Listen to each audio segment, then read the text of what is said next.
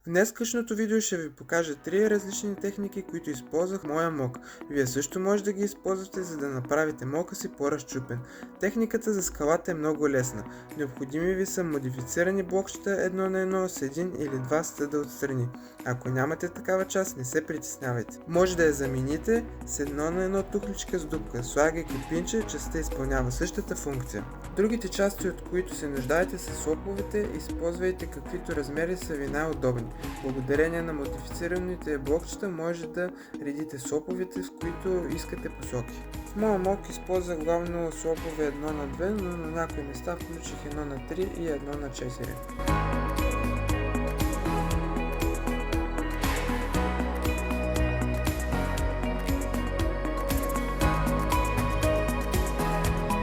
Следващата техника, която ще ви покажа, е нареченото диагонално строене. Тази част не е задължителна, но мисля, че с нея изглежда по-добре. Ще ви са необходими джъмпър плейтове и някоя дълга част. Трябва да наредите джъмпър плейтовете по определен начин, за да се закрепи частта. Има и други различни начини, по които може да ги наредите, за да се получи същия ефект. Просто експериментирайте, за да намерите кое ще ви е най-полезно. За да не се получават такива дупки, може да ги запълните с гладки плейтове. Последната техника, която ще ви покажа, е пътят. Тя може би е най-лесната, но въпреки това предава доста интересен дизайн. Мястото, през което искате да минава пътя, го покривате с гладки плейтове.